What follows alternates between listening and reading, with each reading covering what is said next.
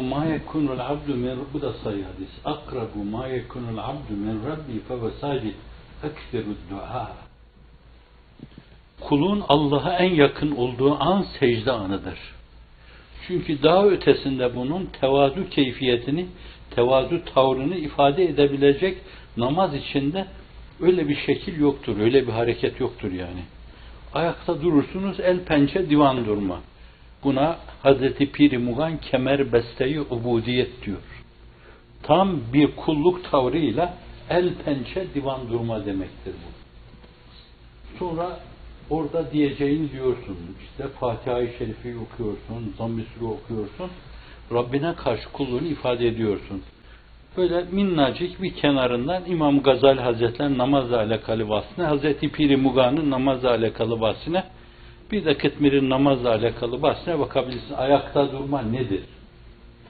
Ya Rab, senin büyüklüğün, azametin karşısında bir asa gibi eğilmiyorsan ben hala kendi kibrime ve gururuma yenik düşmüşüm demektir.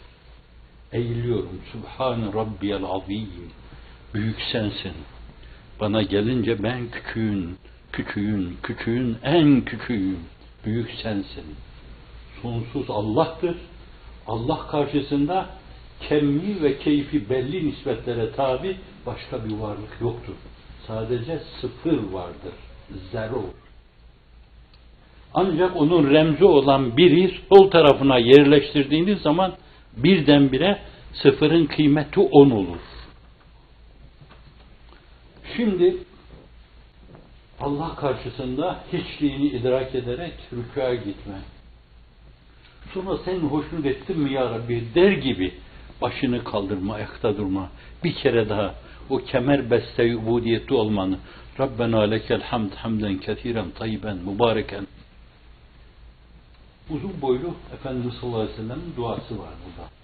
Rükuda da öyle. Allahümme leke rekâtu ve bikâmentu ve leke essemtu haşâ semî ve beseri ve muhi ve azmi ve asabi ve mestakallet fî kademillâh Rabbil âlemin.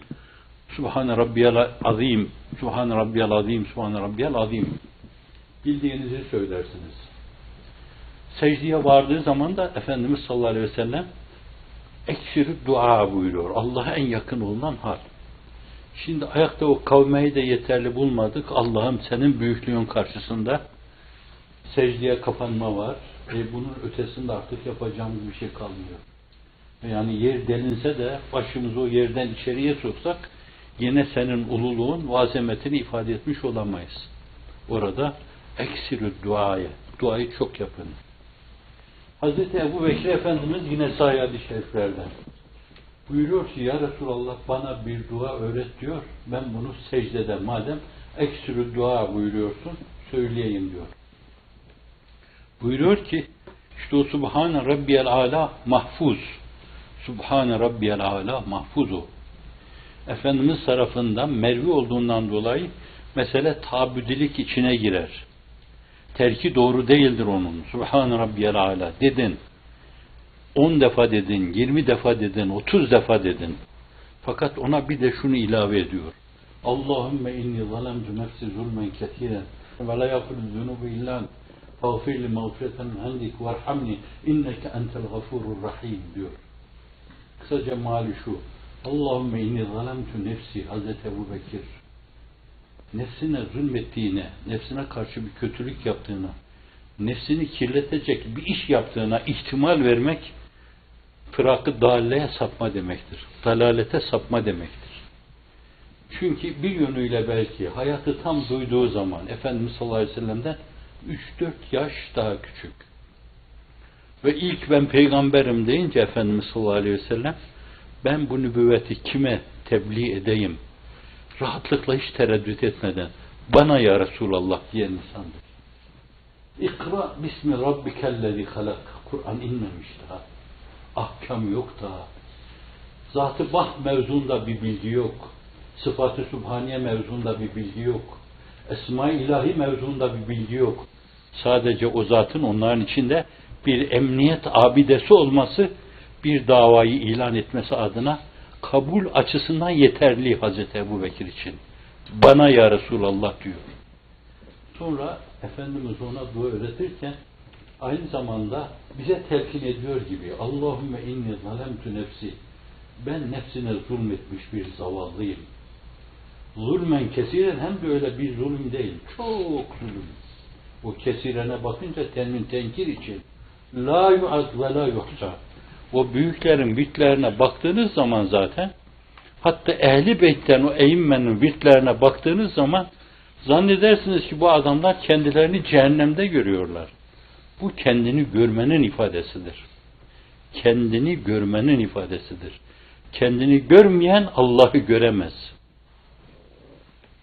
Allahümme inni zalemtu nefsi zulmen kesiren ve la yağfiru zunubu illa ent. Senden başka kimse de günahları yarlayamaz. Fağfirli mağfireten min endik. Nezdü uluhiyetinden bir mağfiret. Benim amelim, davranışlarım, Ebu Bekir olmam benim, ilk ümmet olmam erkeklerden. Bunlar değil. Nezdi uluhiyetinden, nezdi rububiyetinden mağfiret diliyorum ben. Ben o mevzuda ona karşılık bir şey vermiş değilim demektir. Hazreti Pir'in ifadesiyle irtibatlandırdığınız zaman ubudiyet neticeyi nimeti sabıkadır, mukaddimeyi nimeti layıka değil. Biz mükafatımızı almışız. Sen beni yarlığa fakat nezd-i uluhiyetinden yarlığa. Ben bir şey yaptım diye, Ebu Bekir oldum diye, ilk ümmet oldum diye, Resulullah tarafından o kadar sevildim diye değil. İnsanlığın itaat tablosu en çok sevdiği, elinden tuttuğu, en yakın arkadaşlarını bile ondan dolayı hitap ettiği. Hazreti Ömer'e kimse bir şey söyleyemez. Fakat Hazreti Ebu Bekir'in az ona kırıldığını hissedince Hazreti Ömer'e şiddetli hitapta bulunmuştur. Böyle birisine dua öğretirken yani Allah'ım bana cennette huri ver, gılman ver, köşk ver, villa ver, böyle işte bazısı İzmir'de olsun, bazısı İstanbul'da olsun, bazısı efendim Anadolu yakasında olsun, bazısı da Trakya yakasında olsun falan. Bunları istemiyor yani Allah Resulü. Allahümme inni zalemtu nefsi zulmen kesiren ve la yağfiru zunube illan fagfirli mağfireten min indik verhamni. Yarlığa bir de bana merhamet buyur. Kutsi hadiste Allah buyuruyor ki inne rahmeti sebagat ala gadabi. Rahmetim gazabıma sebkat etmiştir benim. Sen bana merhamet buyur diyor. Ya şefkat et bana diyor. Ona çok muhtacım. En sevdiği insana, zirve insana, abide şahsiyete dua öğretirken bakın kendini görmeye bir çağrıdır bu. Bir davettir. Kendine böyle bak sen. Kendini böyle tanı. Kendini böyle tanırsan üzerine sinek kondurmazsın sen. Bir sineğin tersi kadar şeye bile tahammül edemezsin. Verhamni inneke entel gafurur rahim. Yegane gafur, yarlıyan ve yegane rahmet eden, merhamet eden de sensin. Kim bilir daha başkalarına Efendimiz sallallahu aleyhi ve sellem mesurata bakıldığında bu mevzuda Allah'la münasebet, kalplerle Allah arasındaki engellerin bertaraf edilmesi adına ne kadar şeyler talim buyurmuştur. Onun asar-ı güzidesini takip ettiğiniz zaman göreceksiniz. Şimdi evet secdeden buraya gittik. Hazreti Ebu Bekir'e de secdede bunları söyle diyor yani Efendimiz sallallahu aleyhi ve sellem. Çünkü Ayşe validemizin ifadesi kendisi de öyle yapıyor.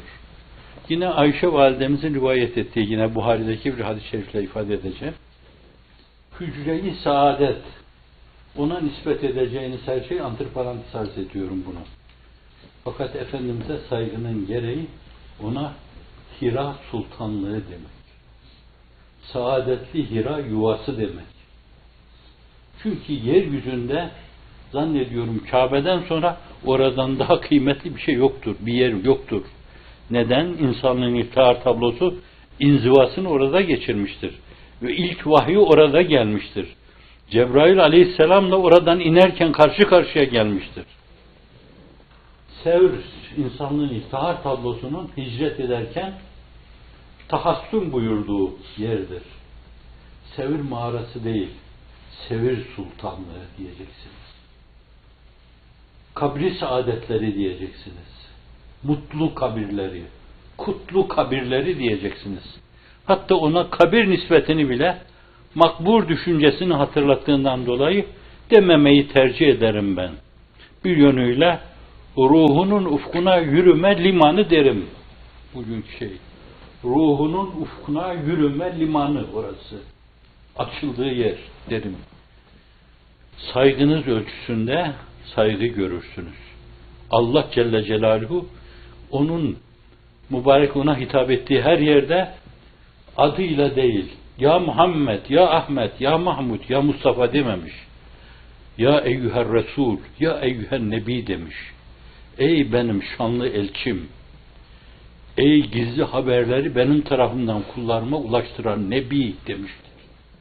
Allah Celle Celaluhu kendi inzaliyle, tenziliyle ümmetin ona karşı saygısı adına bir edep dersi veriyor burada. Evet. Hücre-i Saadet'ten gittik buraya, kusura bakmayın ben. Nereden nereye gidiyorum? Hücre-i Saadetleri öyle dar ki orada Ayşe validemiz buyuruyor, ona kurban olayım. Ayaklarını başıma tac yapayım. Keşke ahirette o anam ayaklarını başıma koysun. Ayaklarımı uzatıp yatıyordum. Allah Resulü namaz kılacak bir yer benim ayaklarımı uzattığım yerdi. Ne kadar ayakta duruyordu bilmiyorum diyor. Ben bir miktar uyuyordum. Sonra o rükûa gideceği zaman eliyle ayaklarımı itiyor, sonra secdeye kapanıyordu. Secdesini yapıyordu, o esnada ben ayaklarımı kısıyordum. Sonra ayağa kalkınca o, ben yine ayaklarımı uzatıyordum. Burada bir taraftan onun dünyaya bakışı, dünyayı değerlendirmesi, nelere kanaat etmesi meselesi, bir diğer taraftan ibadete verdiği önemi ve ehemmiyeti, Allah karşısında ne kadar kemerbeste ubudiyet içinde durursa değerini aksettiriyordu. Ayşe validemiz uyuyor, uykusunu alıyor. Bu arada bir kere daha ayaklarını itiyor onun. Bir kere daha ayaklarını itiyor. Ve başka bir şeyle bunu teyit eden yine validemizden bir şey var. Fetih suresi İnna fetahna leke fethem mübina liyaghfira lekallahu ma taqaddama min zenbik ve ma teahhar. Netice itibariyle lam akibetse Allah senin geçmiş gelecek bütün günahlarını yargılamış netice itibariyle. Evet, bunu anlamlandıralım kendimize göre. Geçmişte zaten Resul-i Ekrem Aleyhisselatü Vesselam hiç günah işlememiş.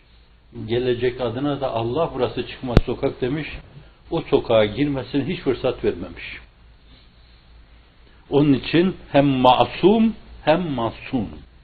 Hem ilahi siyanet altında ömrü saadetlerini geçirmiş, hem de ismet sıfatı var. Dün geçmişti ismi, dün mü evvelküm mü? İsmet sıfatı geçmişti.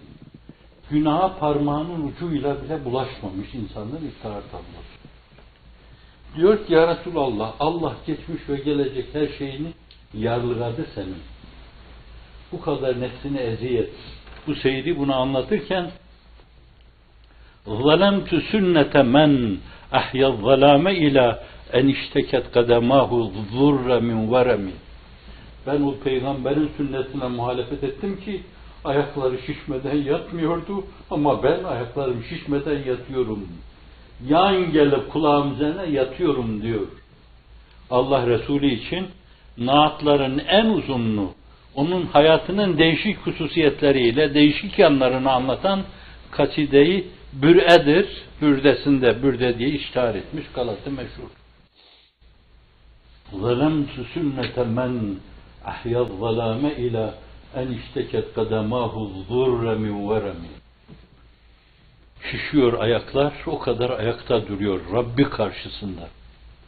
Allah geçmiş ve gelecek günahlarını yarlıgadı. Hala böylesin diyor. Allah Resulü sallallahu aleyhi ve sellem onu hiç incitmeden efela ekunu abden şekura. Bana bu kadar ihsan, bu kadar iyilik, bu kadar güzellik, bu kadar eltafı subhaniyede bulunan Allah'a karşı benim de o ölçüde şükretmem gerekmez mi ya Ayşe diyor. Eşini de o kadar dinliyor. O da ayrı bir mesele. Bu aynı zamanda onlardan gelen düşüncelere de o kadar saygılı davranıyor. Ve bu tavrıyla bize bir yönüyle rehberliğini sergiliyor. Böyle davranın diyor. Böyle davranın diyor. Evet, o bunlara da açıktı, ona kurban olayım. Namaz böyle kılınıyordu yani. Namaz öyle kılınırken maslahat-ı mürsele veya istihsan, hususiyle günümüzdekiler istihsanın da berisinde, bilmiyorum, kitaplarda adını bulmadım, bir şeye göre kılıyorlar. Neyse ki bir kere de yeter diyorlar. Sağ olsunlar. Ufukları Ebu Hanife'yi aşmış, Şafii'yi aşmış, Maliki'yi aşmış teologlarımız var böyle.